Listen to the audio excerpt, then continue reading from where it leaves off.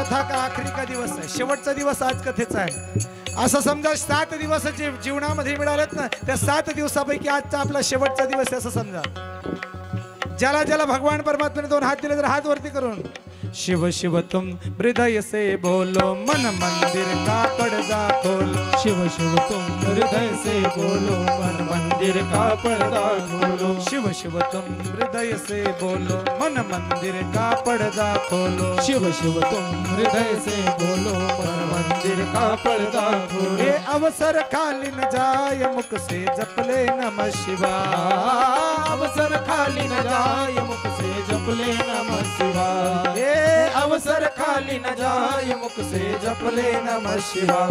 ओम नमः शिवाय, ओम नमः शिवाय. गाइए सब मिलकर नमः शिवाय, ओम नमः हे महादेव.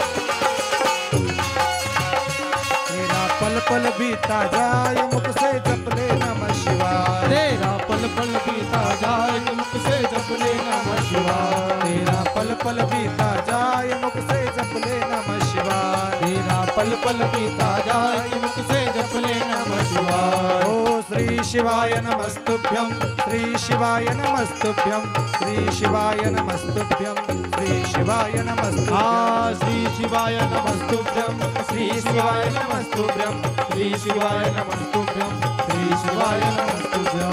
श्री शिवाय नमस्तुभ्यं, श्री शिवाय नमस्तुभ्यं, श्री शिवाय नमस्तुभ्यं, श्री शिवाय नमस्तुभ्यं. श्री शिवाय नमस्तुभ्यं, श्री शिवाय नमस्तुभ्यं, श्री शिवाय नमस्तुभ्यं, श्री शिवाय. दोनों हाथ उठाते हरिको.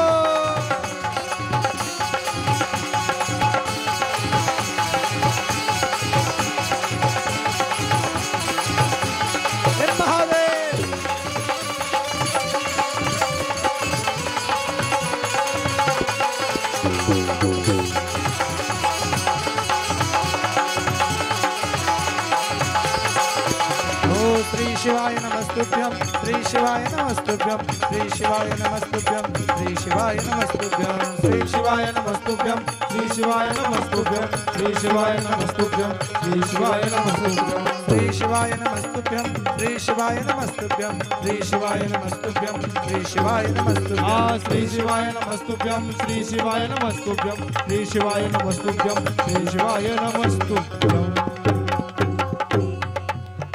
नमः पार्वती पतये हर हर महादेव.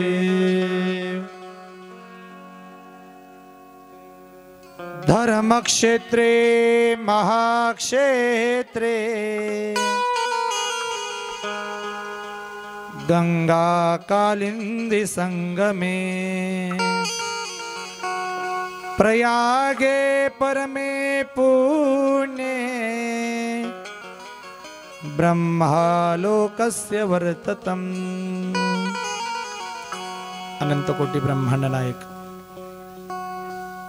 जगदाधार भगवान श्री पंढरीश पांडुरंग परमात्मा माऊली महाविष्णू ज्ञानोबराय जगद्गुरु जगदवंदने संत तुकोबराय सकल संत मानदेडी तुम्हा सगळ्या श्रुतवर्गांच्या हृदयस्थ विराजमान भगवान सांब सदाशिवाच्या चरणी त्रिवार मनाचा मुजरा करून सुंदर शिव महापुराण कथेला प्रारंभ करूया. शिव महापुराण कथा जीवनाचा उद्धार करणारी कथा आहे. जीवनामध्ये शिवतत्व जर आलं, शिवतत्व जेव्हा आलं, भगवान परमात्म्याचं नामचिंतन, भगवान भोलेनाथाचं नामचिंतन मुखामध्ये घेतलं की जीवतत्व राहत नाही, ते जीवतत्व शिवतत्वाला जातं. एवढं शिवनामाचं महात्म्य आहे मायबाप हो. आणि मी पहिल्या दिवसापासून सांगतोय की ही कथा गंगा आहे, पण त्या गंगेमध्ये आणि ह्या गंगे मी परत त्या ठिकाणी सांगतोय, ऐका मायबाप हो, ती गंगा मला सांगा, त्या गंगेमध्ये स्नान करायचं असेल तर आपल्याला काशी जावं लागेल, अयोध्या जावं लागेल, चित्रकूट जावं लागेल, प्रयाग जावं लागेल, आपल्याला बद्री केदार जावं लागेल, पैसा खर्च करून, वेळ खर्च करून तिथे जावं लागेल. पण ऐका मायबाप हो, तिथे खर्च करून, पैसा खर्च करून, वेळ खर्च करून तिथे आपल्याला जावं लागेल त्या गंगेच्या दर्शनासाठी. पण ऐका मायबाप हो, ही शिवकथा रूपी गंगा स्वतःहून चालत चालत तुमच्या वडती गावाला आली आहे.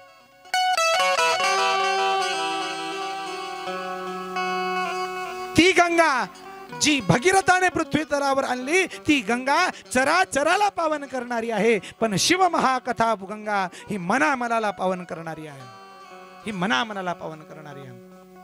बरं मला सांगा, तिथे गेल्यानंतर आपल्या तनाची शुद्धी होऊ शकते. त्या गंगेमध्ये गेल्यानंतर आपण स्नान करतो, स्नान केल्यानंतर आपल्या मनाची धारणा अशी होते की आपण स्नान केलं की आपलं पाप नष्ट होतं. आज गंगा इतकी अपवित्र झाली आहे. गंगा स्वतः पवित्र आहे, परंतु माणसांनी आपले पाप धुवून धुवून सगळी गंगा अपवित्र करून टाकली, मडून टाकली गंगेला. परंतु ती गंगा त्या ठिकाणी ती मलिन होऊ शकते, ती आपल्या शरीराला स्नान करू शकते, आपल्या शरीराला, आपल्या तनाला शुद्ध करू शकते. पण ऐका मायबाप हो, ही शिवकथा रूपी गंगा तनाला आणि मनाला आणि त्याच पद्धतीने धनाला सुद्धा शुद्ध करते. ती फक्त आणि फक्त शिवकथा गंगा आहे मायबाप हो, ती कथा शिवकथा गंगा. म्हणून चराचराला पावन करणारी गंगा आणि ही मनाला पावन करणारी गंगा. आणि या कथेविषयी तुम्ही आपण गेल्या 7 दिवसापासून कथा श्रवण करत आहात. मी सांगितलं तुम्हाला, ती गंगा प्रवाहित केव्हा होते, जेव्हा बर्फाला पाझर फुटतो, बर्फाचं रूपांतरण प्राण्यामध्ये होतं, बर्फ द्रवीभूत होतो, तेव्हा त्या ठिकाणी कुठेतरी ती गंगा प्रवाहित होते. पण ऐका मायबाप हो, ही गंगा केव्हा प्रवाहित होते, जेव्हा सुतजी महाराजांसारखे संत त्यांच्या अंतःकरणाला पाझर फुटतो, तेव्हा त्यांचं अंतःकरण द्रवीभूत होतं, तेव्हा कुठेतरी ही शिवकथा रूपी गंगा प्रवाहित होते मायबाप हो. म्हणून चराचराला पावन करणारी गंगा, मनाला पावन करणारी गंगा, ती गंगा म्हणजे शिवकथा गंगा आहे. म्हणून शिवकथा ऐकण्यासाठी जीवनामध्ये मनाचा मानसिक संकल्प असला पाहिजे. आणि ही कथा काय करते लक्षात घ्या मायबापू, ही कथा जीवाला जीव म्हणून बनवून ठेवत नाही, तर जीवाला जीव काठावरून शिव काठाला पोचून नेते. एवढं सामर्थ्य आहे शिवकथा गंगेमध्ये मायबापू. म्हणून ही शिवकथा जीवनाला पावन करणारी, मनाला पावन करणारी कथा. आणि या कथेचा आजचा 7वा दिवस. आणि या 7व्या दिवशी उपस्थित आदरणीय भक्तिमती मातृशक्ती, बहुसंख्येने उपस्थित आदरणीय पितृश्रोतृ वर्ग, संपूर्ण बालगोपाळ, अबालवृद्ध संपूर्ण बालगोपाल मंडळी, सगळ्यांच्या चरणी नतमस्तक होऊन या ठिकाणी शिवकथेला प्रारंभ करूया. आज विशेष करून या कथेसाठी प्रक्षमनासाठी आमचे ज्ञान मंदिराचे दादा या ठिकाणी उपस्थित आहे. ज्ञान मंदिराच्या माध्यमाने आपण घरी बसून ही कथा नंतर पाहू शकता. डी लाईव्ह ही कथा होणार आहे, तर आपण ज्ञान मंदिरा चॅनलला त्या ठिकाणी आपण सबस्क्राईब करावं आणि ती कथा घरी बसून आपण कथा ऐकू शकतात, ही आपल्याला विनंती. आमचे संपूर्ण कलाकार मंडळी या ठिकाणी उपस्थित आहे, सगळ्यांच्या चरणी नतमस्तक होतो आणि शिवकथेला प्रारंभ करूया. आज कथेचा कितवा दिवस? 7वा दिवस. म्हणजे कथेचा कितवा दिवस? कोणता दिवस आजचा? 7वा दिवस आहे, मला पण माहिती आहे. पण मला सांगा, आज कथेचा शेवटचा दिवस आहे. पण ऐका मायबाप हो, कथेचा शेवटचा दिवस आहे, कथेचा शेवटचा दिवस आहे. कथेला शेवट कधीच होत नाही मायबाप. कथेला अल्प विराम लागू शकतो, कथेला स्वल्प विराम लागू शकतो, परंतु कथेला पूर्ण विराम कधीच लागत नाही मायबाप. कथा कधीच संपत नाही. 8 दिवसापूर्वी ही कथा कुठेतरी दुसरीकडे चालली होती, 8 दिवसापूर्वी ही कथा पाचोऱ्याला चालली होती, नंतर 8 दिवसापासून इथे चालली आहे आणि उद्या परवापासून काही दिवसानंतर चोपड्याला प्रारंभ होणार आहे. इथून तिकडे तिकडून तिकडे हे चालतं फिरतं मंदिर आहे. 2 प्रकारचे मंदिर असतात. एक मंदिर असतं स्थापित मंदिर, स्थापित देवता मंदिर, जिथे भगवान परमात्म्याची प्राणप्रतिष्ठा केली जाते, भगवान परमात्म्याच्या मूर्तीची मंत्रोच्चाराने प्राणप्रतिष्ठा केली जाते. ते मंदिर त्या ठिकाणी आपल्याला उचलता येत नाही किंवा त्या मंदिराला त्या मूर्तीला आपल्याला त्या ठिकाणी तिथून हलवता येत नाही. स्थापित देवता मंदिर ज्याला आपण म्हणतो प्राणप्रतिष्ठा केल्यानंतर. परंतु दुसरं मंदिर आहे ते म्हणजे चालता फिरतं मंदिर. ते चालतं फिरतं मंदिर, ते चलित मंदिर म्हणजे त्या ठिकाणी हे शिव महापुराण कथा गंगा आहे. ही शिव महापुराण कथा मंदिर आहे जे चालतं फिरतंय. 7 दिवसा अगोदर दुसऱ्या गावाला होतं, त्याच्यानंतर आज या ठिकाणी तुमच्या गावाला आलंय. इथे तुम्ही आपण पूजा करतोय. तुम्ही आपण पूजा करत असताना भगवान भोले बाबासाठी हे मंदिर बनवलंय माय बापू. कथेला कधीच शेवट लागत नाही. कथेचा कधीच पूर्ण विराम कथेला कधीच लागत नाही माय बाप. अल्पविराम लागू शकतो, स्वल्प विराम लागू शकतो, परंतु कथेला पूर्ण विराम कधीच लागत नाही. मला सांगा, लग्न झालं आणि लग्न झाल्यानंतर संसार सुरू होतो का संसार संपतो? बोला ना. आमच्याकडे तरी लग्न झाल्यानंतर संसार सुरू होतो. तुमच्याकडे सुरू होतो का? म्हणजे तुम नाम सारखंच आहे का?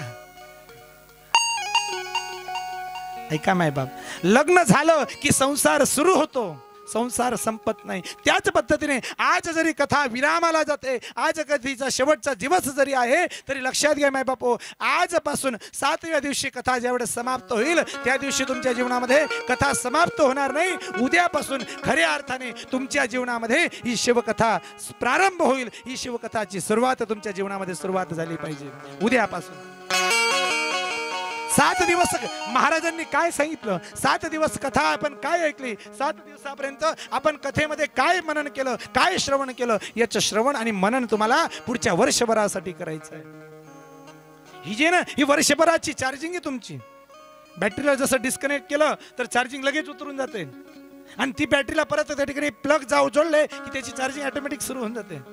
त्याच पद्धतीने ही आध्यात्मिक चार्जिंग आहे माय बापू. जेव्हा जेव्हा तुमची मनाची पटरी, मनाची रेल्वे पटरीवरून खाली उतरेल ना, मनाची पटरी जेव्हा जेव्हा रेल्वेची पटरी खाली उतरेल, त्या पटरीच्या खाली उतरेल, तेव्हा कुठेतरी भगवान महादेवाचं चरित्र आहे का, तुमची पटरी बरोबर त्या ठिकाणी रेल्वे पटरीवर आल्याशिवाय राहणार नाही. हे भगवान भोले बाबाच्या चरित्राचं आहे. आणि आज सर विशेष करून आनंदाने सांगावं असं वाटेल माय बापू, आज या गावासाठी हे 7 दिवस ना भूतो ना भविष्यती, कदाचित सुवर्ण अक्षरांनी लिहिला गेलेला हा असेल हा काल. पुढे होतील महाराज, भरपूर कथा होतील, भरपूर याच्याहून मोठे होतील, परंतु कदाचित हे जे 7 दिवसाची कथा तुम्ही आनंद घेताय, 40 वर्ष, 1 वर्ष नाही, 2 वर्ष नाही, 3 वर्ष नाही महाराज, 40 वर्ष काही साधारण नाहीये. 40 वर्ष लागले या कथे या गावामध्ये त्या ठिकाणी कथा येण्यासाठी. 40 वर्षानंतर या ठिकाणी शिवकथा आयोजित करण्यात आली. खऱ्या अर्थाने ही भोले बाबाचीच कृपा आपल्या गावावर आहे. काहीतरी असं समजा की काहीतरी आपल्या नशिबामध्ये नसेल. मी सांगितलं तुम्हाला, जोपर्यंत भगवान परमात्म्याचा इष्टची कृपा जीवावर होत नाही, ज्यापर्यंत सद्गुरूची कृपा जीवावर होत नाही, तोपर्यंत जीवाला सत्संग प्राप्त होत नाही, तोपर्यंत जीवाला भगवंताचं नामचिंतन प्राप्त होत नाही, आणि तोपर्यंत सत्संग आणि कथा प्राप्त होत नाही. खऱ्या अर्थाने गेल्या 40 वर्षापासून आपल्या गावाला परमार्थ होता, परंतु तो परमार्थ कसा त्या ठिकाणी फुलांच्या पद्धतीने किंवा बगीच्यामध्ये बहरला जायचा. पण आज खऱ्या अर्थाने हा भक्तिमय बगीचा या ठिकाणी लागला, आणि या भक्तिमय बगीचेमध्ये उमललेले हे सगळे फुल कसे टवटवीत चेहरे दिसत आहेत. गेल्या 7 दिवसापासून तुम्ही कथा ऐकतायत, तर हा कथेचा परिणाम आहे, हा शिवकथेचा परिणाम आहे माझ्या. म्हणून जीवनामध्ये परिवर्तनशीलता जर आणायची असेल, परिवर्तनशीलता शिकवते माझी शिव महापुराण कथा. शिवपुराण कथा शिकवते तरी काय, लक्षात घ्या माय बापू, जीवनातील सुखदुःखांची वजाबाकी कशी करावी ती शिव महापुराण कथा शिकवते. जीवनामधील दुःख कसं घालून घ्यावं, आत्यंतिक दुःखाची निवृत्ती कशी करून घ्यावी, आत्यंतिक सुखाची प्राप्ती कशी करून घ्यायची, ही माझी शिवकथा शिकवते. काय शिकवते कथा? मी सांगितलं तुम्हाला की कथा काय आहे, तर कथा शब्द फक्त उलटा करून टाका माय बापू. कथा शब्द जर उलटा केला ना, कथा थाक, कथा थाक. अरे जीवन के हर थाक को जो मिटा दे, जीवन के हर थाक को जो मिटा दे, उसे शिव कथा कहते हैं. जीवनातील संपूर्ण थकवा निघून जातो. आज आनंद वाटतोय माय बापू. एवढ्या भरगच्च संख्येने मंडप या ठिकाणी भरलाय. बाहेर गावाची मंडळी या ठिकाणी उपस्थित होत आहेत. मला सांगा, संपूर्ण मंडळी शेतांची कामं चालली आहेत, सगळं चाललंय, दिवसभर राबतायत तुम्ही मंडळी, शेतामध्ये दिवसभर जातायत, पण तरी सुद्धा त्या ठिकाणी लवकर आल्यानंतर लवकर आंघोळ करायची, लवकर त्या ठिकाणी जेवण करायची. काय करायचं? आपला जीवनाचा परमार्थ प्रपंच काय करायचा तो करायचा, परंतु 8 वाजेशी आपण कथा मंडपामध्ये आलं पाहिजे. हे मन आपल्याला सांगत होतं. हे परिवर्तन आहे माय बापू, हे जीवनातील. म्हणून जीवनाचं परिवर्तन आहे. म्हणून जीवनामध्ये परिवर्तनशीलता शिकवते ती माझी शिवकथा. जीवनामध्ये काय शिकवते? मग कथा कुठली असू द्या, जिसे श्रवण कर मिट जाती है, जिसे श्रवण कर मिट जाती है जन्म जन्म की व्यथा. श्री शिव कथा, श्री शिव कथा, श्री शिव कथा, श्री शिव कथा. जिसे श्रवण कर मिट जाती है, जिसे श्रवण कर मिट जाती है जन्म जन्म की व्यथा. श्री शिव कथा, श्री शिव कथा, श्री शिव कथा, श्री शिव कथा. दोनों हाथ उठाते हरित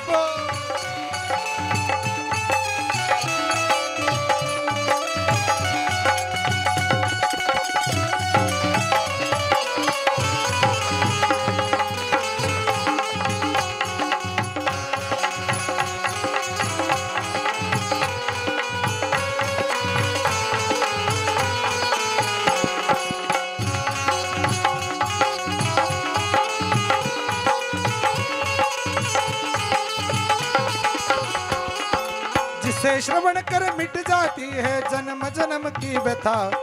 जिसे श्रवण कर मिट जाती है जन्म जन्म की व्यथा. श्री शिव कथा, श्री शिव कथा, श्री शिव कथा, श्री शिव कथा. जिसे श्रवण कर मिट जाती है जन्म जन्म की व्यथा. जिसे श्रवण कर मिट जाती है जन्म जन्म की व्यथा. श्री शिव कथा, श्री शिव कथा, श्री शिव कथा, श्री शिव कथा.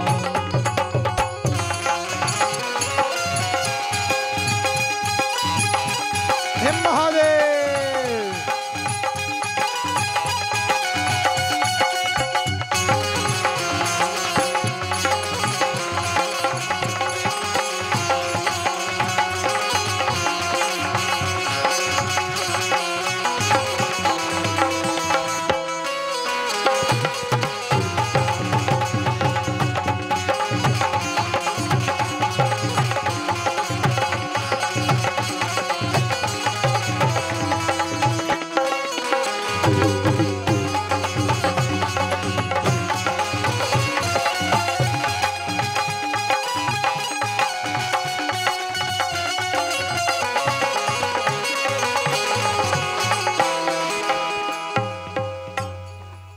जिच्या श्रवणाने माणसाच्या जीवनाचा उद्धार होतो ती शिवकथा आहे माय बापू.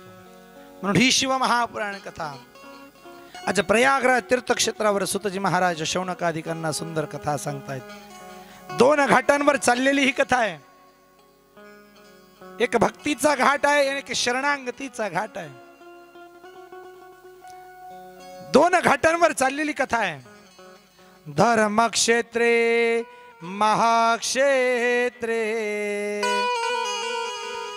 गंगा कालिंदी संगमे प्रयागे परमे पुण्ये ब्रह्मालोकस्य वर्ततम. ब्रह्मलोकाच्या मार्ग समान प्रयागराज तीर्थक्षेत्रावर सुतजी महाराज शौनकादिकांना कथा सांगतायत. आणि असं असताना इकडे ब्रह्मलोकामध्ये साक्षात ब्रह्मदेव नारदजींना कथा सांगतायत. हे नारद, भगवान भोलेनाथाचं चरित्र कोण वर्णन करू शकतंय?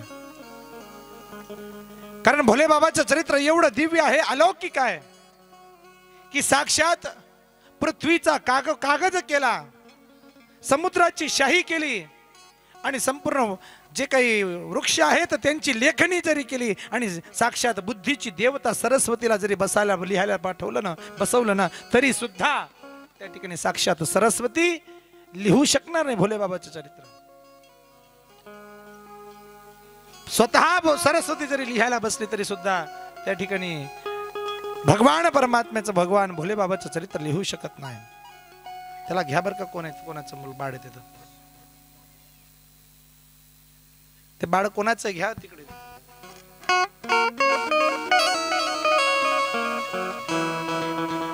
सुतजी महाराज सांगतात की साक्षात बुद्धीची देवता जरी असेल आणि पृथ्वीचा कोरा कागद जरी केला, समुद्राची शाही केली आणि संपूर्ण वृक्षांची जरी लेखणी केली, साक्षात सरस्वती बसली, तरी सुद्धा भगवान परमात्म्याचं चरित्र लिहू शकत नाही. मग तुम्ही आपण कसं लिहू शकणार भगवान परमात्म्याचं चरित्र?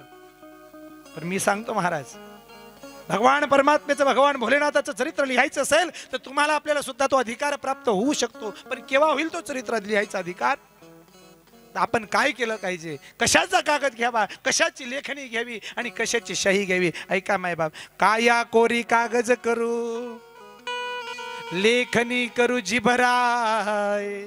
या आपल्या या शरीराला, या कागदाला त्या ठिकाणी कागद बनवून टाका, या शरीराला कोरा कागज करा. काया कोरी कागज करू, लेखनी करू जिभराय. या जिभेला लेखणी करा आणि शाही कशाची करणार? मन को मार शाही करू.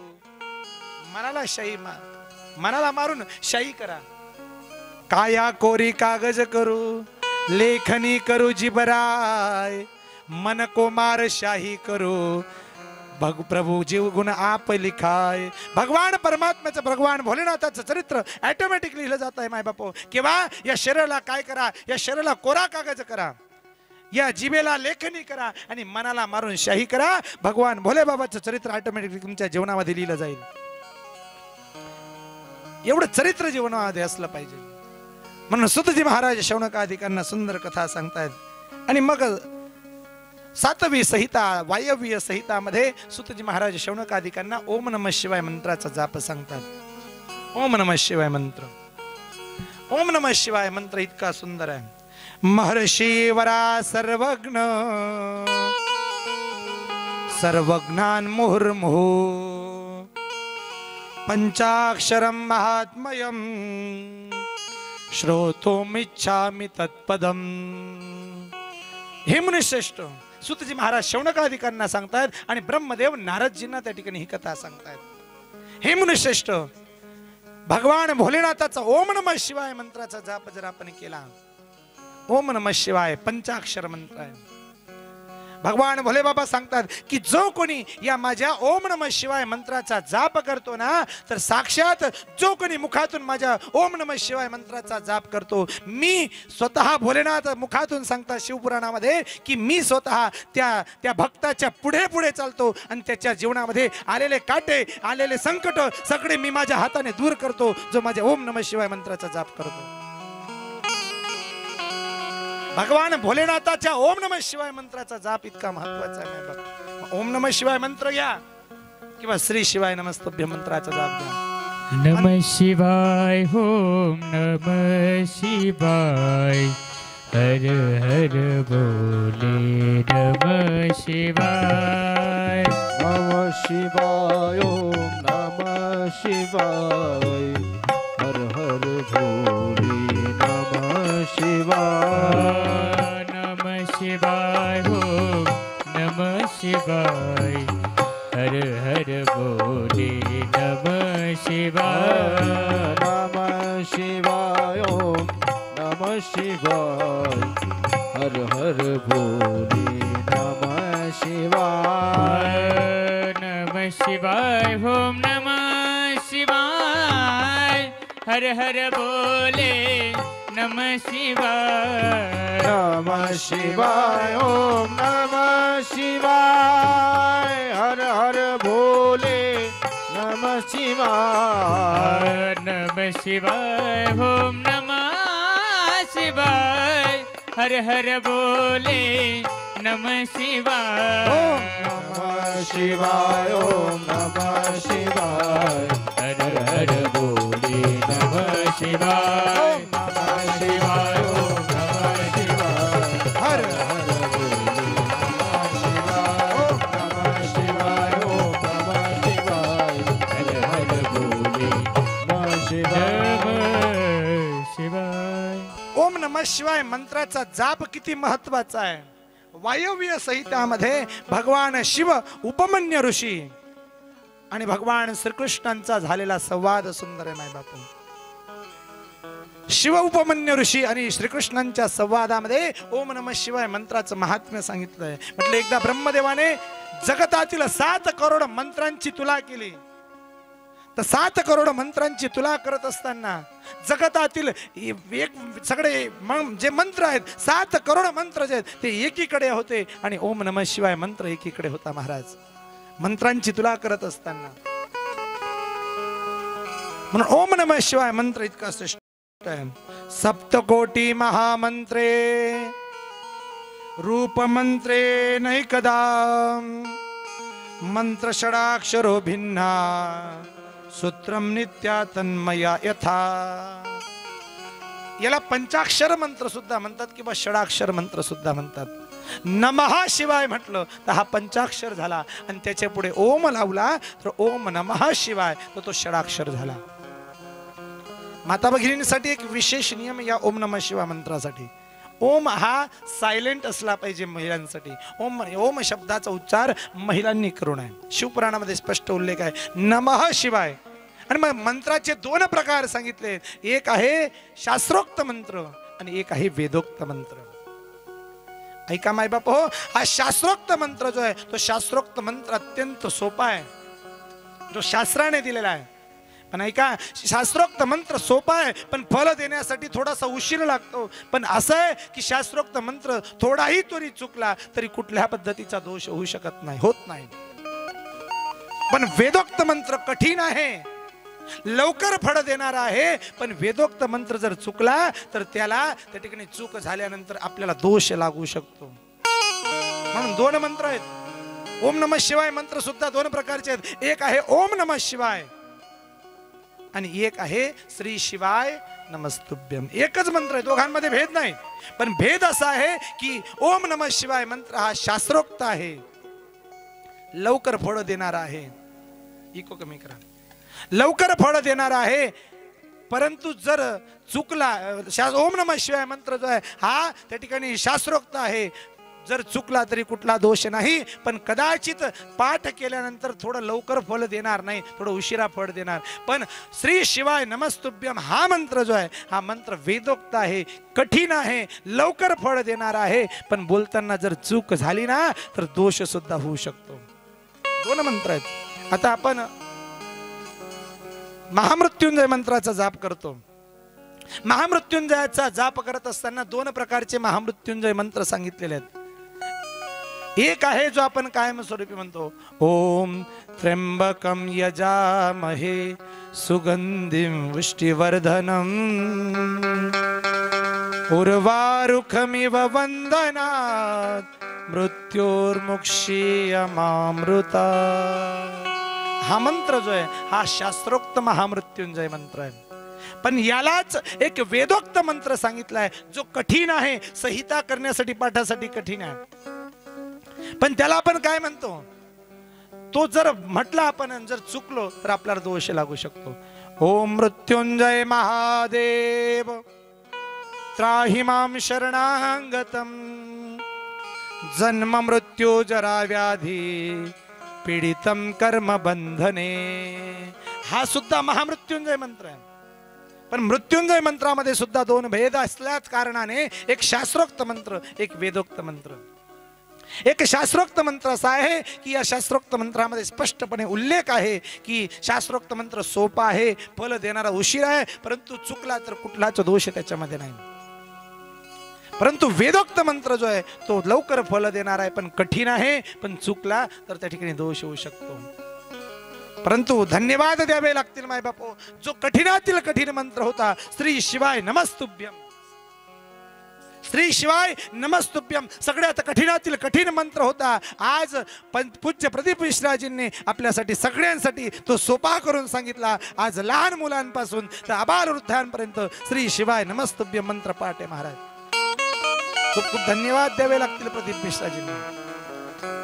कारण आज प्रदीप मिश्राजींनी लक्षात घ्या माय बाप, फक्त महाराष्ट्रात नाही, फक्त भारतात नाही, आज संपूर्ण जगभरामध्ये भगवान भोलेनाथाच्या नामाचा डंका वाजवला. एकदा जोरदार टाळ्या झाल्या पाहिजे प्रदीप मिश्राजी.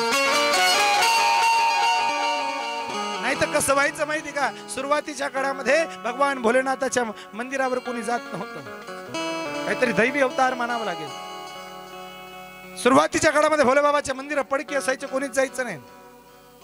आता परिस्थिति अशी है, लोग कहते हैं ये तो कलयुग चल रहा है, लोग कहते हैं ये तो कलयुग चल रहा है, पर मैं तो कहूंगा ये कलयुग नहीं, ये तो शिवयुग चल रहा है, ये तो शिवयुग चल रहा है. भोले बाबाचं नाम चिंतन तुम्ही आपण करतो माय बापू. भोलेनाथाचं चरित्र हे चाललंय. म्हणून ओम नमः शिवाय मंत्र इतका दिव्य आहे, भव्य आहे की साक्षात या ओम नमः शिवाय मंत्राचा जाप भगवान परमात्म्याने केला. हे मंत्र महा मंगलकारी ओम नमः शिवाय, ओम नमः शिवाय. हे मंत्र महा मंगलकारी ओम नमः शिवाय, ओम नमः शिवाय. हे जाप जपो सब नर नारी ओम नमः शिवाय, ओम नमः शिवाय. हे जाप जपो सब नर नारी ओम नमः शिवाय, ओम नमः शिवाय. हे जाप जपो सब नर नारी ओम नमः शिवाय, ओम नमः शिवाय. हे जाप जपो सब नर नारी ओम नमः शिवाय, ओम नमः दोनों हाथ उठाते ताली बजाते हरिको.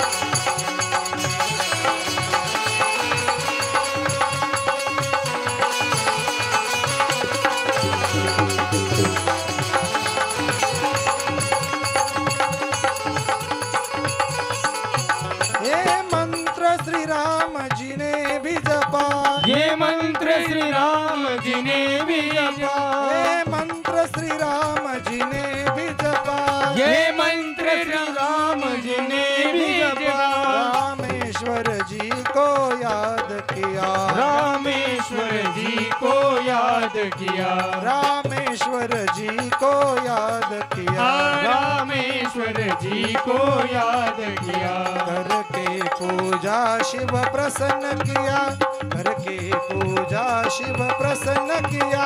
ओम नमः शिवाय, ओम नमः शिवाय। हे मंत्र महामंगल का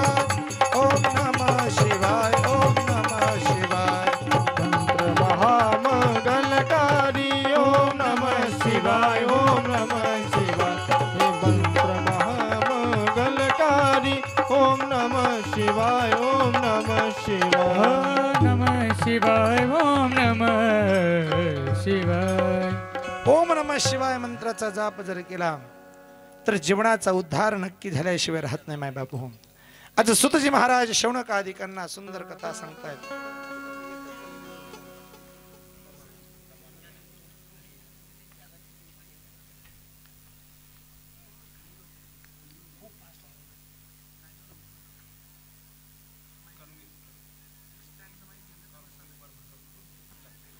सुतजी महाराज शौनकादिकांना सुंदर वर्णन करतायत. हे महाराज,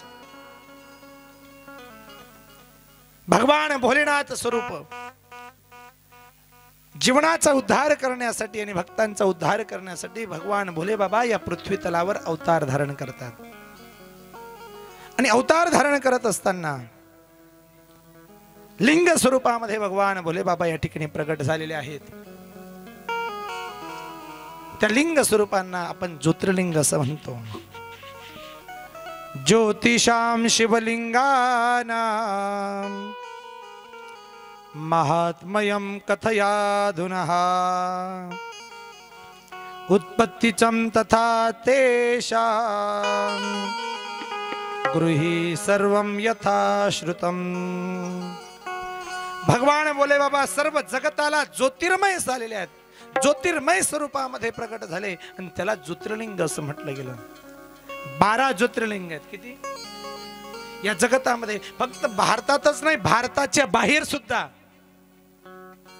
12 ज्योतिर्लिंग वर्णन केलेले आहेत. या एक 12 ज्योतिर्लिंगाचा नामाचा आपण पाठ करूया आणि मग 12 ज्योतिर्लिंगांच्या कथेकडे आपण प्रवेश करूया. सौराष्ट्रे सोमनाथं च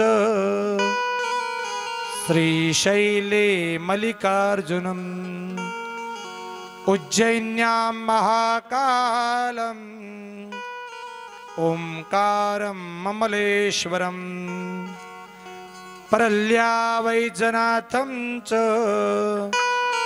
डाकिन्या भीमाशंकर सेतुबंदे तु रामेशं नागेशं दारुकावने वाराणस्यां तु विश्वेशं त्र्यंबकं गौतमी तटे हिमालये तु केदारं कृष्णेशं तु शिवालये एतानि ज्योतिर्लिंगानि सायं प्रातः पठे नर सप्तजन्मं कृतं पापं स्मरणेन विनश्यति. इति 12 ज्योतिर्लिंग स्तोत्रम संपूर्णम. भगवान भोले बाबा ज्योतिर्लिंग स्वरूपामध्ये ज्योतिर्लिंग स्वरूपामध्ये प्रकट झाले आणि मग या ज्योतिर्लिंगांची कथा प्रारंभ होते. सगळ्यात पहिली कथा सांगितली. सगळ्यात पहिलं ज्योतिर्लिंग सौराष्ट्रे सोमनाथं च सोमनाथं च तथा तेषा वै प्रथमं परिकिल्वितः न महात्म्यं शृणु मुने प्रथमतः सावधानतः. हे मनुष्यश्रेष्ठ, प्रथम ज्योतिर्लिंगाची कथा अत्यंत आनंदाने श्रवण करा, सावधान होणं ऐका. कारण भोलेनाथ महाराज भोले बाबाच्या या ज्योतिर्लिंगांची जी कथा जो कोणी ऐकतो त्याला त्या ज्योतिर्लिंगाचं दर्शन करायचं पुण्य प्राप्त होतं. ही कथा इतकी महत्वाची आहे. म्हणून भोलेनाथाचं चरित्र पहिलं ज्योतिर्लिंग आहे सोमनाथ महादेव. गुजरात मधील काठेवाड प्रदेशामध्ये, ज्याला आपण सौराष्ट्र आता म्हणतो, या सौराष्ट्र प्रदेशामधील मालवा त्या ठिकाणी त्या सौराष्ट्रमध्ये भगवान महादेव स्वतः लिंग स्वरूपामध्ये त्या ठिकाणी प्रगट झालेले आहेत. सौराष्ट्रामध्ये याची पावन कथा अशी येते. अत्रि नावाचे ऋषी आहेत, त्यांची पत्नी आहे अनुसूया. दोघं पती पत्नी त्या ठिकाणी सुंदर कामतगिरी वनामध्ये राहतात. कामतगिरी नावाचं पर्वत आहे आणि त्या कामतगिरी पर्वतावर कामत नावाचं वन आहे आणि त्या कामत नावामध्ये अत्रि आणि अनुसूया त्या ठिकाणी दोघं पती पत्नी राहतात. लक्षात घ्या माय बापू, ऋषी कोणाला म्हणावं? जो दुसऱ्यांच्या अंतःकरणातील दुःख आपल्या अंतःकरणात घेऊन टाकतो त्याला म्हणावं ऋषी. वैष्णव जन तो तेने कहिए जे पीड़ पराई जानी रे, वैष्णव जन तो तेने कहिए जे. वैष्णव त्याला म्हणावं. गुजराती संत नरसिंह मेहतांनी यांनी लिखित भजन आणि राष्ट्रपिता महात्मा गांधी यांचं आवडतं भजन. वैष्णव कोणाला म्हणावं, संत कोणाला म्हणावं, साधू कोणाला म्हणावं, जो दुसऱ्याच्या अंतःकरणातील दुःख आपल्या अंतःकरणामध्ये घेऊन टाकतो ना, त्याला म्हणतात संत. संततेची जाना जागी, दया क्षमा अंगी. संततेची जाना जागी, दया क्षमा जाचे अंगी. संततेची जाना जागी, दया क्षमा जाचे अंगी. संततेची जाना जागी, दया क्षमा जांगी. संततेची जाना जागी, दया क्षमा जांगी. दया क्षमा जाचे अंगी, दया क्षमा जाचे अंगी.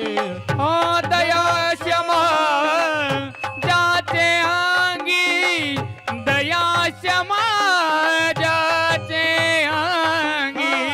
संत तो इको द्या इको. जाना जग, दया क्षमा जाचे अंगी.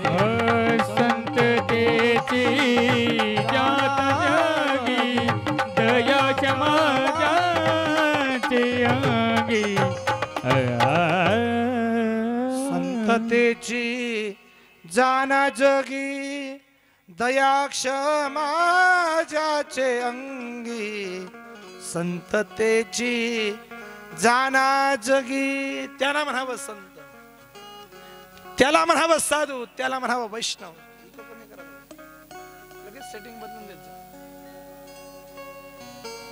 त्याला म्हणावं साधू, त्याला म्हणावं संत, त्याला म्हणावं वैष्णव, जो दुसऱ्याच्या अंतःकरणातील दुःख आपल्या अंतःकरणात घेऊन टाकतो, जो पशुपक्ष्यांसाठी जीवमात्रांसाठी स्वतःच्या जीवनाची आहुती अर्पण करतो, त्याला म्हणावं साधू.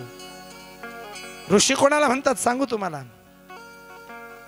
ऋषी जगताच्या कल्याणासाठी येतात. जगताच्या कल्याणासाठी संतांचा अवतार आहे. जगाच्या कल्याणा संतांच्या विभूती, देह कष्टविती परोपकारी. हा भारत देश दोन गोष्टींसाठी ओळखला जातो. एक आहे ऋषी आणि एक आहे कृषी. एक आहे ऋषी आणि एक आहे कृषी. कृषी कशाला म्हणतात? जो शेतकरी आहे. झोपत असताना दोन लोकांचे खूप खूप उपकार माना माय बाप. जो आपल्यासाठी अन्नधान्याची व्यवस्था करतो तो कृषी, आणि जो जीवनामधील संस्कारामध्ये त्या ठिकाणी परिपूर्ण करून देतो तो ऋषी, तो संत आहे. संत काय करतो? कृषी काय करतो? शेतकरी काय करतो? शेतकरी आपल्या जीवनामध्ये काय करतो? तो शेतकरी अन्नधान्यांची पेरणी करतो आणि त्या अन्नधान्यापासून अन्नधान्यांची त्या ठिकाणी त्या फसलमधून किंवा त्या अन्नधान्यापासून अन्नधान्यांचं उपार्जन करतो. त्या जमिनीमधून तो शेतकरी काय करतो? तो कृषी काय करतो? त्या जमिनीमधून अन्नधान्यांचं उपार्जन करत असतो. तर संत तो ऋषी तो या जीवनामध्ये संस्कारांचं उपार्जन करत असतो, त्याला म्हणतात ऋषी. ही धरती जो जहाँ ऋषि मुनि जपते प्रभु नाम की माला, जपते प्रभु नाम की माला. ये धरती जहाँ ऋषि मुनि जपते हरि नाम की माला, जपते हरि नाम की माला. जहाँ हर बालक एक मोहन है और राधा एक एक बाला है. भारत देश है मेरा, भारत देश है मेरा, ये भारत देश है मेरा, ये भारत देश है मेरा. जहाँ डाल डाल पर सोने की चिड़िया करती है बसेरा, वो भारत देश है मेरा, ये भारत देश है मेरा। डाल डाल पर सोने की चिड़िया करती है बसेरा, वो भारत देश है मेरा, वो भारत देश है मेरा। लक्षात घ्या माय बापू, शेतकरी काय करतो आणि ऋषी काय करतो, कृषी आणि कृषी या दोन व्यक्तींवर आपला हा देश चालला आहे। तसं पाहायला गेलं तर हा संपूर्ण आपला परिसर हा शेतकरी वर्गाचा आहे माय बापू। आनंदाने सांगावं असं वाटेल, हा शेतकरी दररोज उठतो, सकाळी उठल्यानंतर दररोज उठायचं आणि शेतामध्ये जायचं आणि या जगतासाठी माझा शेतकरी बाप त्या ठिकाणी राब राब राबतो। तेव्हा कुठेतरी शेतकरीच्या राब राब राबल्यामुळे जगताला अन्नधान्य मिळत असतं माय बापू। मला माहिती आहे, जर शेतकरी राहिला नसता ना तर कदाचित जेवणाला काही आपल्याला काही मिळालं नसतं।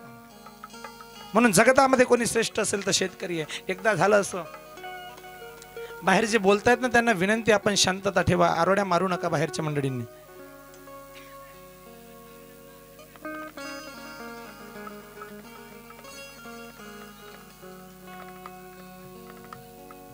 बोलू नका बाहेर मंडळी, ऐका माय बापू। एकदा नारद महर्षी भगवान विष्णूंजवळ गेले आणि भगवान विष्णूंना सांगू लागले, हे प्रभू, या जगतामध्ये तुम्हाला कोण प्रिय आहे?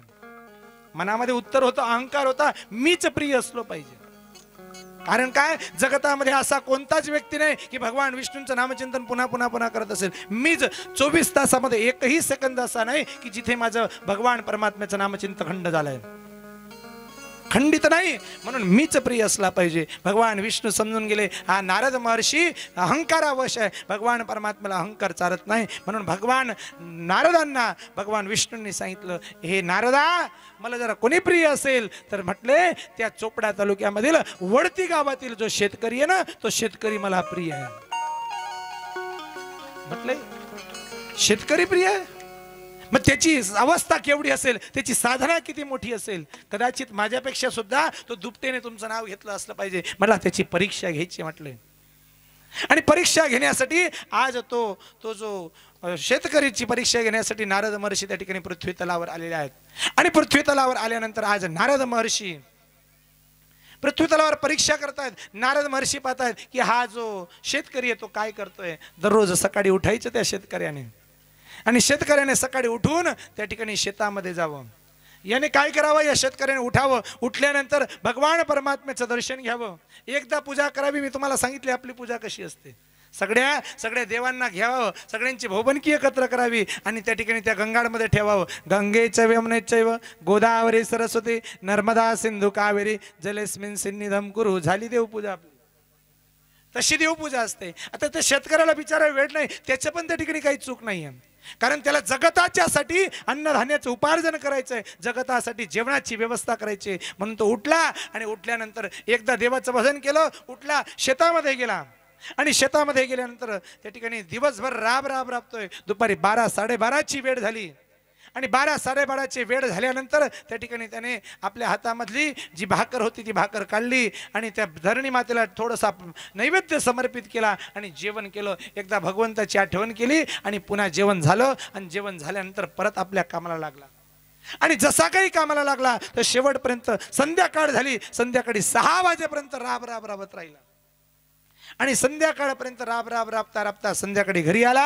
परत दिवाबत्तीची वेळ झाली, दिवाबत्ती लावावी, भगवान परमात्म्याला नमस्कार करावा आणि परत झोपून जावं। कितीदा देवाचं नामचिंतन केलं? फक्त 3दा। सकाळी उठल्यानंतर, जेवण केल्यानंतर करताना आणि संध्याकाळी दिवाबत्तीच्या वेळेस 3 वेळा फक्त भगवान परमात्म्याचं नामचिंतन घेतलं। हे नारदांनी पाहिलं आणि नारदांना संताप आला, नारदांना क्रोधायमान झाले नारद महर्षी। आणि नारद महर्षी भगवान विष्णूंजवळ आले, हे प्रभू, म्हटले तुम्ही माझ्यावर केवढा मोठा अन्याय करतायत। म्हटले हा अन्याय माझ्यावर, आणि अन्याय तुम्ही करतायत हे ज्या वेळेस भगवान विष्णूंनी सांगितलं, विष्णूंना सांगितलं, विष्णू म्हणतात कशावरून? अरे कशावरून तो शेतकरी तुम्हाला प्रिय आहे? मी तुम्हाला दिवसातून 24 तास तुमचं भजन करतोय आणि तुम्हाला मी प्रिय नाही, आणि तो शेतकरी तुम्हाला प्रिय आहे। म्हटले सांगा असं काय केलं त्या शेतकऱ्याने की जेणेकरून तो तुम्हाला प्रिय आहे?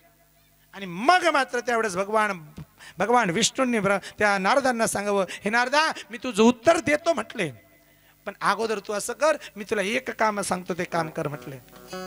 तू असं कर, एक कटोरा भरून आणला पाण्याचा आणि तो कटोरा भरून त्या नारद महर्षींच्या हातात देऊन दिला. म्हटलं हे एक काम करा, तुम्ही हा जो पाण्याचा कटोरा आहे ना, हा पूर्ण पृथ्वी प्रदक्षिणा करून एकदा परत या म्हटले माझ्याजवळ, आणि मग तुम्हाला सांगतो. पण एक अट आहे म्हटले, फुल्ल पाण्याने कटोरा भरलेला आहे, एक अट आहे, या कटोऱ्यामधून एक थेंब सुद्धा पाणी खाली पडायला नको. म्हटले असं का? म्हटलं ठीक.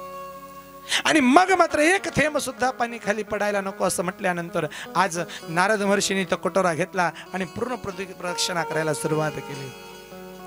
पूर्ण पृथ्वी प्रदक्षिणा केली आणि नारद महर्षींनी तो कटोरा विष्णूंजवळ दिला. झालं म्हटले काम. आता सांगा, तो वडतीचा शेतकरी तुम्हाला का प्रिय आहे? सांगा म्हटले, तो वडतीचा शेतकरी का प्रिय आहे? आणि मग मात्र विष्णूंनी सांगावं. म्हटलं मी उत्तर देतो, पण मी परत एक प्रश्न विचारतो, त्या प्रश्नाचं उत्तर अगोदर द्या. नारदा सांगा, मी तुम्हाला काम दिलं, हे काम करता करता तुम्ही माझं नाव कितीदा घेतलं? नारदांनी जीभ चावली. अरे देवा, एवढं मोठं काम तुम्ही मला दिलं, एवढं मोठं काम करता करता मी तुमचं नाव विसरून गेलो ना. त्यावेळेस भगवान विष्णूंनी सांगावं, अरे हे नारदा ऐका, अरे तुम्हाला एक छोटस काम दिलं तर तुम्ही माझं नाव विसरून गेलात. मग ऐका नारदा, अरे त्या वडतीच्या शेतकऱ्याला असंख्य असंख्य काम आहेत, असंख्य असंख्य टेन्शन आहे, एवढं असून सुद्धा तो 3दा का असेना माझं नाव घेतो, म्हणून तो वडतीचा शेतकरी मला प्रिय आहे. एवढे असंख्य कामांमधून सुद्धा तुम्हाला कधी विसरत नाही. एक काम तुम्हाला दिलं आणि ते काम केल्यानंतर तुम्ही माझं नाव विसरून गेला आणि तुम्हाला माझं नाव त्या ठिकाणी आठवलं नाही. एक काम दिलं असताना मग विचार करा, त्या वडतीच्या शेतकऱ्याला बिचाराला एवढं टेन्शन आहे. तो शेतकरी बिचारा राब राब राबतो, कधीतरी पाणी पडून जातं, अकाली पाणी पडतं, वादळ येतं, त्याचं सगळं नुकसान होतं. बरं आला माल आल्यानंतर त्याचा भाव त्याला ठरवायचा त्याला स्वतःला अधिकार नाही. कधी कधी त्या ठिकाणी अशी परिस्थिती येते मायबाप हो, त्या शेतकऱ्याला आत्महत्या करायची वेळ येते. आज शेतकरीची अवस्था अशी आहे मायबाप हो, कदाचित त्या शेतकरीला ज्यावेळेस शेताचे माल भाव आला नाही त्यावेळेस कदाचित त्या शेतकऱ्याला असं वाटतं, कर्जबाजारी झाला तर शेतकऱ्याला असं वाटतं मरून जावं. पण माझी हात जोडून विनंती आहे, ज्यावेळेस शेतकरी, अरे जीवन आहे महाराज, भगवान परमात्म्याने जीवन, हे संसारामध्ये कधीतरी सुख दुःख चालू असतं, परंतु देवाने दिलेला हा अनमोल देह आहे ना, तो अनमोल देह कधीतरी गमवू नका.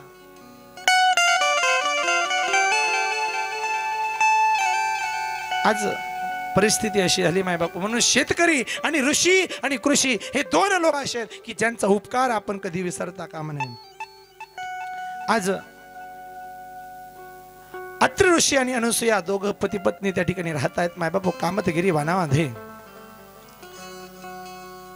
त्यांच्यासोबत त्यांचे शिष्य मंडळी सुद्धा राहत आहेत आणि सोबतच कुटियामध्ये सुंदर राहत आहेत. पण झालं असं, एकदा अकाल पडला आणि अकाल पडल्यामुळे झालं असं, सगळे लोक त्या ठिकाणी अकाल पडल्यामुळे दुष्काळ पडला आणि दुष्काळ पडल्यामुळे आज सगळे लोक वन सोडून सोडून जाऊ लागले. आणि वन सोडून जाता जाता ऐका मायबाप हो, आज दोघं पती पत्नी राहत आहेत. आज अत्रीला अनुसूया सांगते, अरे तुम्ही संत आहात ना, तुम्ही भगवंताला विनंती करा ना, भगवान परमात्म्याला विनंती करा की या ठिकाणी पाणी पडलं पाहिजे. कथेमध्ये ते मागे ठेवा, काय आता सध्या तिथेच पडू दे, मागच्या बाजूला, पुढे कोणी आणू नका. कथेमध्ये काय विक्षेप करतायत? सुतजी महाराज शौनकाधिकाऱ्यांना त्या ठिकाणी सांगतायत, हे मुनिश्रेष्ठांनो, आज अत्रि ऋषी ध्यानाला बसलेले आहेत पाण्यासाठी. भरपूर वर्ष होऊन गेले त्या ठिकाणी पाणी पडत नाही आणि नेमकं 40 वर्षानंतर अत्रि ऋषींना ज्यावेळेस जाग आली त्यावेळेस अत्रि ऋषी विसरून गेले की मी पाण्यासाठी तपाला बसलोय. तपाला मी कशासाठी बसलोय? म्हटलं मी पाण्यासाठीच बसलोय ना, परंतु विसरून गेलेले होते. आज डोळे उघडले आणि डोळे उघडल्यानंतर पत्नी जवळ अनुसूया जवळ पाणी मागतात. अनुसूया मला पाणी पाहिजे, पण ती पतिव्रता स्त्री होती. पतिव्रता स्त्री पतीला कधीच उत्तर देत नाही. म्हणजे पतीने पाणी मागितलं, तिने लगेच कमंडलू घेतलं, हे असं सांगत नाही की तुम्ही पाण्यासाठी तपाला बसले होते. कारण पतिव्रता स्त्री असली पाहिजे, ती आपल्या पतीचा शब्द कधीच मोडता कामा नये. म्हणून तुका म्हणे पतिव्रता तिची देवावरी सत्ता, स्वामी काज गुरु भक्ती, पितृवचन सेवापती, हीच विष्णूची महापूजा, अनुभव नाही दुजा. म्हणून पतिव्रता स्त्रीने आपल्या पतीची सेवा केली पाहिजे, पण पतीने पण विष्णू सारखं राहिलं पाहिजे बरं का. आणि तो जर विष्णू सारखा न राहता दररोज पिऊन येत असेल, मग त्याची पूजा केली पाहिजे. मग तो झाडूने केली पाहिजे का लाटण्याने केली पाहिजे, मी सांगायची गरज नाही. लक्षात घ्या माय बापू. आज सुतजी महाराज शौनकादिकांना सांगतायत, आज ही अनुसूया पतिव्रता स्त्री होती, कमंडल उचलले आणि पाणी घेण्यासाठी निघाली माय बापू. आणि जशी काही पाणी घेण्यासाठी निघाली आहे तसंच अरण्यामध्ये भरपूर दूरपर्यंत गेली आणि मागे पाहते तर काय, एक पीत पांढरं वस्त्र परिधान करणारी कोणीतरी स्त्री तिच्या मागे आली आहे. विचारलं, कोण आहेस देवी तू? म्हटले, मी गंगा आहे. गंगा? कोणत्या गंगा नावाची स्त्री असेल असं वाटलं, पण नाही नाही, म्हटलं मी साक्षात गंगा आहे. इथे काय करत आहात? म्हणे, देवी जगतातील संपूर्ण लोक तीर्थांवर जातात, पाप धुवून टाकतात, सगळे तीर्थ माझ्याकडे येतात, माझ्याकडे सगळं पाप धुवून टाकतात, माझ्या अंगावर सगळं पाप टाकून देतात आणि मग मात्र मी मलिन होऊन जाते, मला सगळं पाप लागतं. मग मी माझं पाप धुतलं कुठे पाहिजे?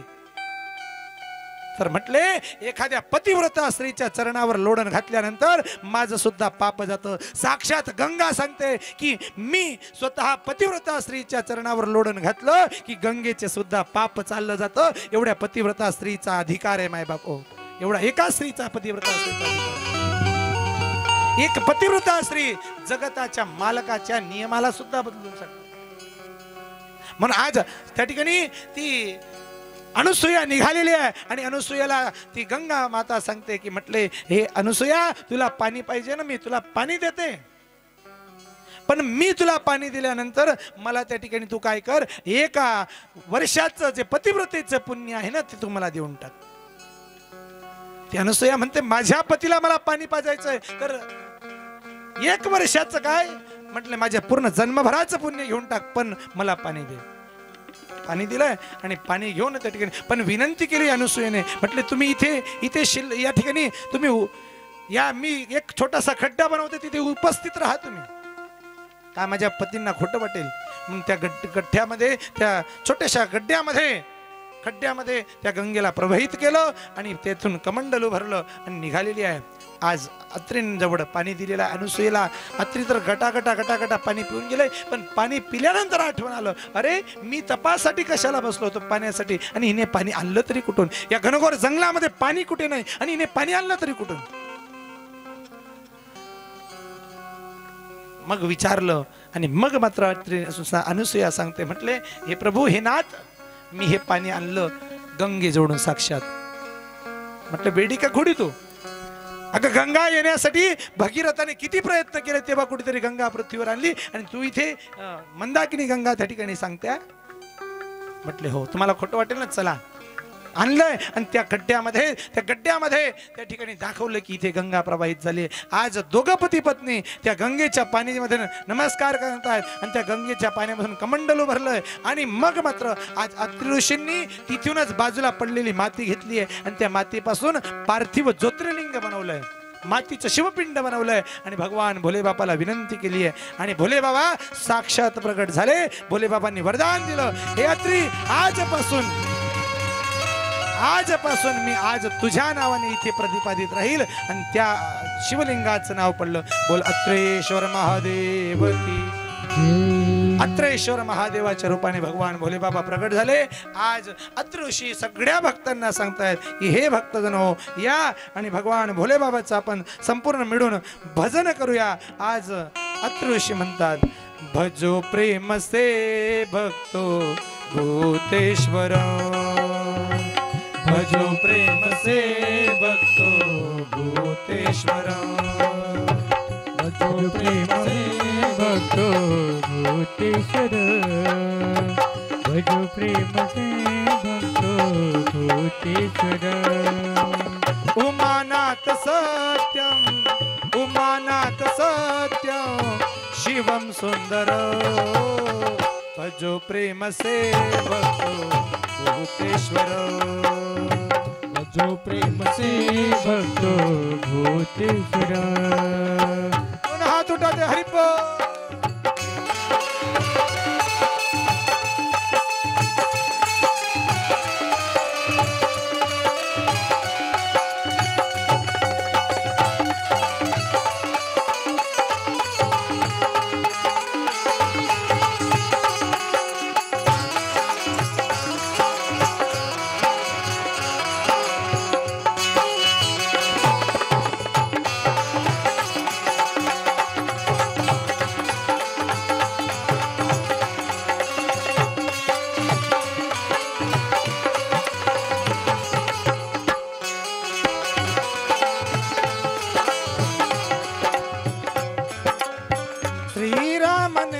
जिनका पूजन किया था श्री राम ने जिनका पूजन किया था बड़ी अर्चना और वंदन किया था बड़ी अर्चना और वंदन किया था शरण अपनी ले लो शरण अपनी ले लो रामेश्वर भजो प्रेम से भक्तो भूतेश्वर भजो प्रेम से भक्तो भूतेश्वर भजो प्रेम से भक्तो भूतेश्वर भजो प्रेम से भक्तो भूतेश्वर दोनों हाथ उठा दे हरि बोल महादेव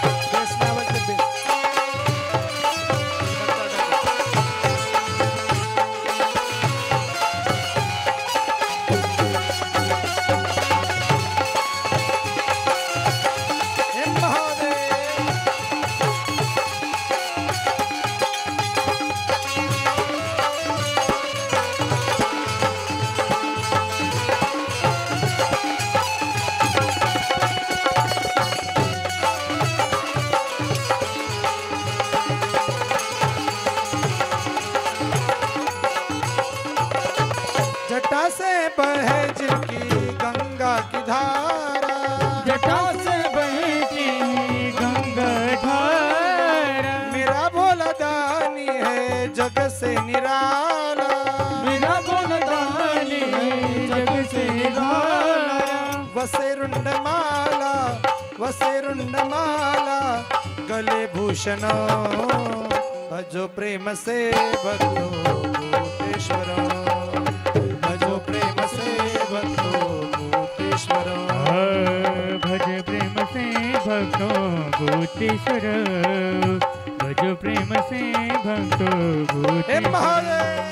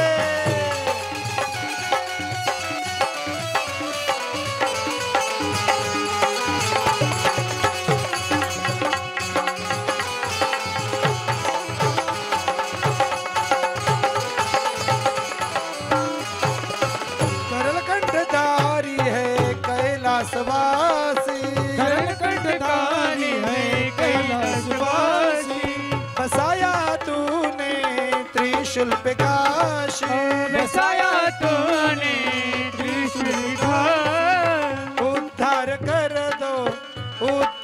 कर दो हे ईश्वर भजो प्रेम से भक्तो भूतेश्वर भजो प्रेम से भक्तो भूतेश्वरम। भजो प्रेम से भक्तो भूतेश्वर, भजो प्रेम से भक्तो भूतेश्वर। उमानाथ सत्यम, उमानाथ सत्यम, शिवम सुंदरम, भजो प्रेम से भक्तो भूतेश्वरम। भजो प्रेम से भक्तो भूतेश्वरम, भजो प्रेम से भक्तो भूतेश्वर। बोल शिव शंकर भोलेनाथ महादेव की गरल कंठधारी है कैलासवासी, बसाया है तूने त्रिशूल पे काशी। उद्धार कर दो, उद्धार कर दो हे ईश्वरों, भजो प्रेम से भक्तो भूतेश्वरम, भजो प्रेम से भक्तो भूतेश्वरम।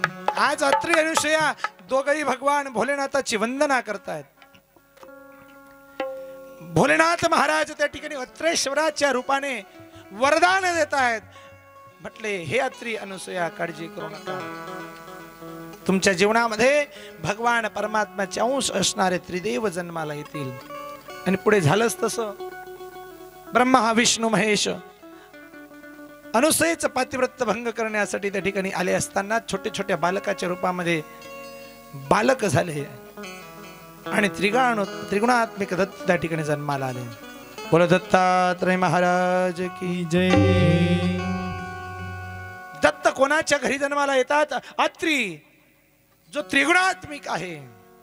आणि अनसुया म्हणजे जिथे सुया नाही, म्हणजे अन म्हणजे नाही आणि सुया म्हणजे नाही, जिथे द्वेष नाही, द्वेष नाही, जिथे द्वेष नाही तिला म्हणावं अनसुया। आणि तिच्याच घरी भगवान परमात्मा दत्तात्रय अवतार धारण करतात। आणि 3 पुत्र होते, एक दत्तात्रयांच्या रूपामध्ये गुरूंचे गुरु, दुसरे दुर्वासा मुनी जे भगवान महादेवाचे परम भक्त आहेत, आणि तिसरे आहेत चंद्र। आणि या चंद्राच्या सोबतच त्या ठिकाणी भगवान सोमनाथाची कथा जुळलेली आहे, भगवान भोले बाबाची कथा जुळलेली आहे सोमनाथाच्या सोबत। अत्रिपुत्र चंद्र युवान अवस्थेमध्ये आला होता मायबाप।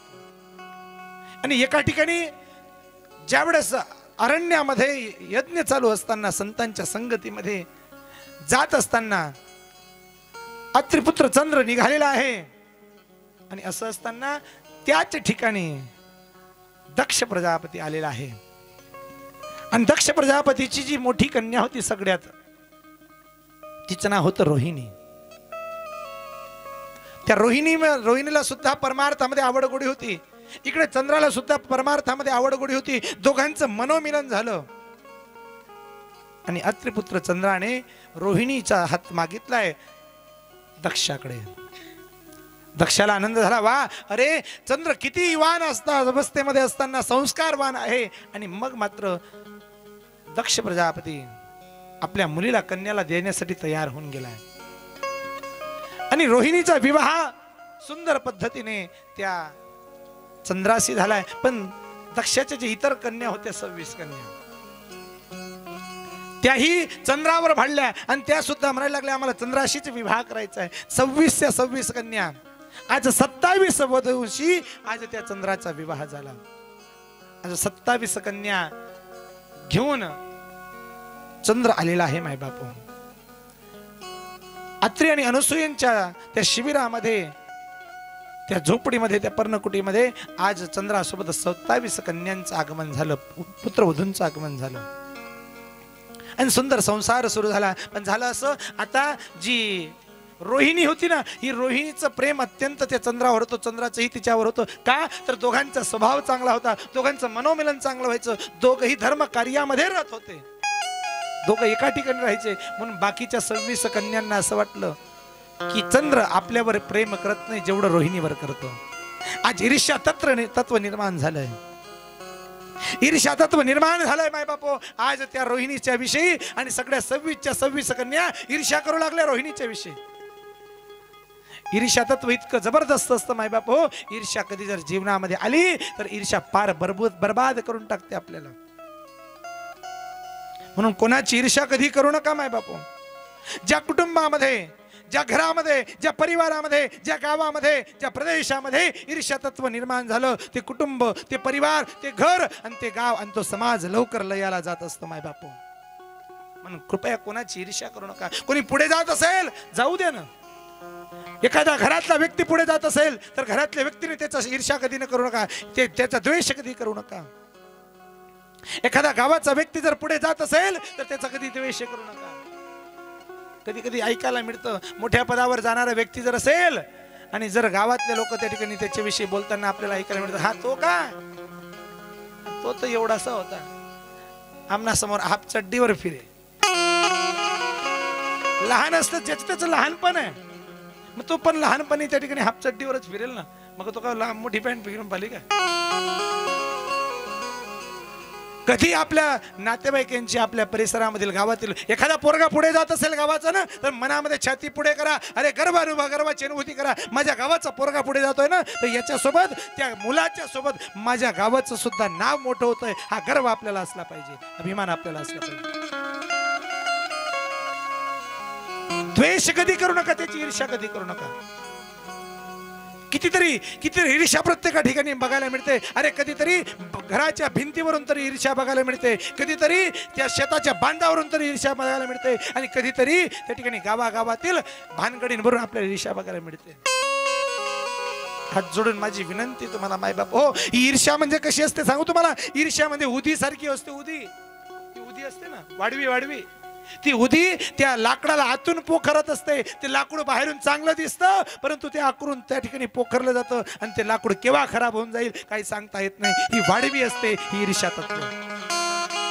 म्हणून सांगतोय मी, ज्या गावामध्ये ईर्ष्या तत्व, ज्या गावामध्ये, ज्या परिवारामध्ये, ज्या कुटुंबामध्ये ईर्ष्या तत्व आलं, ते घर, ते कुटुंब, तो परिवार आणि तो गाव लवकर लयाला जातो.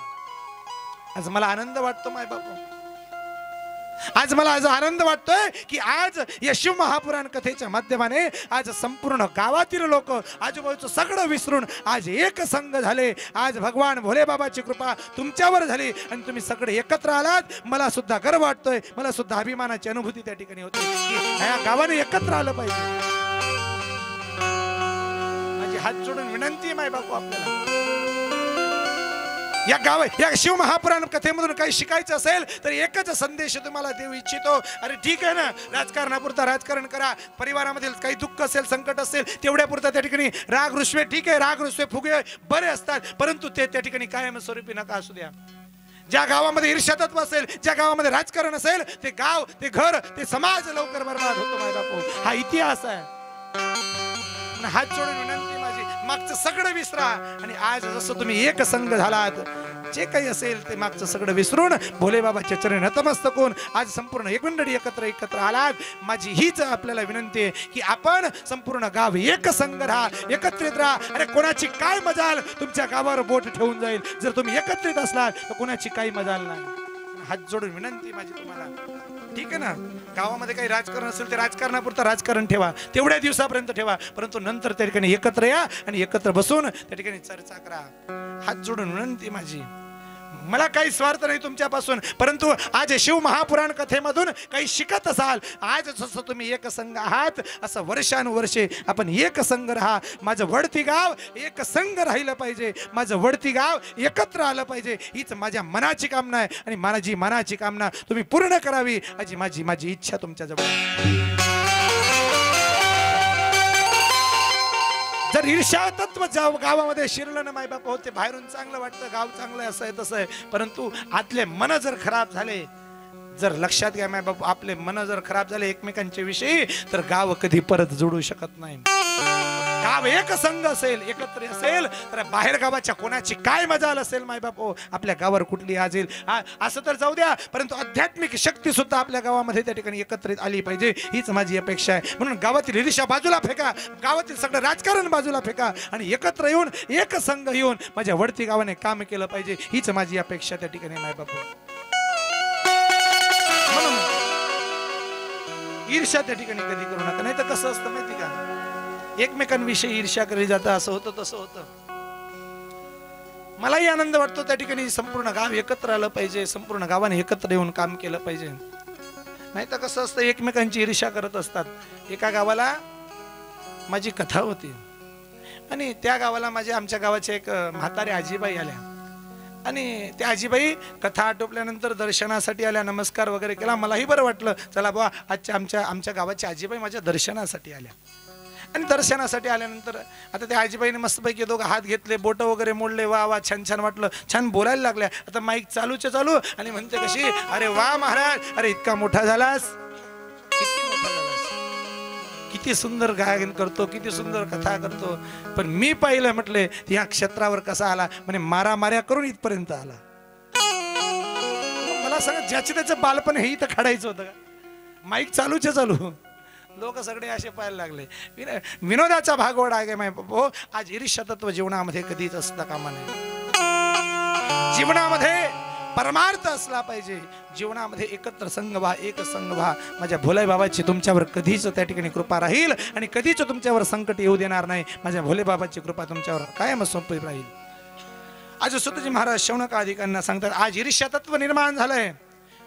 अत्रि आणि अनसूयेच्या दरबारामध्ये त्या ठिकाणी 26 कन्या त्या रोहिणीचं ईर्ष्या करतायत. आणि मग मात्र दक्षाला त्या ठिकाणी सांगितलं, हे दक्षा, हे बाबा, चंद्र आमच्यावर प्रेम करत नाही. चंद्राला शाप दिला दक्षाने, तुम्ही भेद करतायत, जा मी तुम्हाला शाप देतो, तुम्हाला क्षयरोग होईल. तेव्हापासून त्या चंद्राला क्षयरोग झाला. संपूर्ण लोक विचार करू लागले, अरे निष्पाप असणारा चंद्र, त्याला शाप मिळाला. संपूर्ण 26 कन्या दक्षाला बोलू लागल्या, अरे बाबा, आम्ही तुम्हाला नुसतं घाबरवायला सांगितलं होतं, तुम्ही तर शाप देऊन टाकला. म्हणजे काय करावं. आज संपूर्ण साधू संत, साधू समाज एकत्र आला. अरे चंद्र हा सज्जन मुलगा आहे, चंद्र हा सज्जन आहे आणि सज्जनासाठी आपण कार्य केलं पाहिजे. चांगल्या व्यक्तीजवळ, चांगल्या व्यक्ती जर अडकत असेल कुठे, तर त्या चांगल्या व्यक्तीसाठी आपण कार्य केलं पाहिजे. म्हणून सगळे संत एकत्र आले आणि सगळ्यांनी 1 कोटी महामृत्युंजय मंत्राचा जाप करण्याचा संकल्प केला. आणि सगळे लोक, साधू संत, ऋषीमुनी त्या चंद्रासाठी 1 कोटी महामृत्युंजयाचा जाप करतात. भोले बाबा त्या ठिकाणी प्रगट झाले. भोले बाबांना त्या ठिकाणी सगळ्यांनी विनंती केली, हे प्रभू, तुम्ही त्या चंद्राचा क्षयरोग दूर करा. म्हणे शापाचा उच्चाप तर मी देऊ शकत नाही, परंतु थोडस त्याच्यातून वेगळं करू शकतो. म्हटले काय, क्षयरोग पूर्ण बरा होऊ शकत नाही, पण उशाप असा देतो की त्याचा क्षयरोग पूर्ण बरा होणार नाही, परंतु 15 दिवसामध्ये कलेने त्याचा क्षयरोग वाढत जाईल. आणि 1 दिवस असा येईल की तू पूर्ण क्षयरोधाने चंद्र बाधेल. आणि ते तिथून पुढे 15 दिवसाचा पासून कलेने क्षयरोग कमी होत जाईल. आणि 1 दिवस असा येईल की तू पूर्ण दिवशी क्षयरोगातून मुक्त होऊन जाईल. बघा चंद्राची कला कशी वाढत जाते, काडी होत जाते. पौर्णिमेपासून अमावस्येपर्यंत तर त्याला क्षयरोग बाधत जातो. आणि ज्या दिवशी अमावस्या असते तो पूर्ण क्षयरोगाने बाधित असतो. आणि तिथून पुढे क्षयरोगापासून कमी होतो. म्हणजे चंद्राची कला कमी त्या ठिकाणी काळे डाग कमी होतात आणि कला वाढत जाते. आणि 1 दिवस असा येतो पौर्णिमेचा की त्या दिवशी तो क्षयरोगापासून पूर्ण मुक्त होऊन जातो.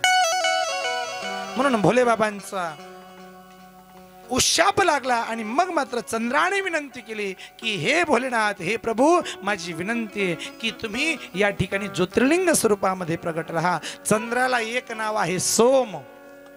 आणि म्हणून भगवान भोले बाबांनी सांगितलं की हे चंद्र, आजपासून मी तुझ्या नावाने याच पृथ्वी तलावर ज्योतिर्लिंग स्वरूपामध्ये प्रतिपादित होईल. आणि त्या ज्योतिर्लिंगाचं नाव राहील बोल सोमेश्वर महादेव की जय.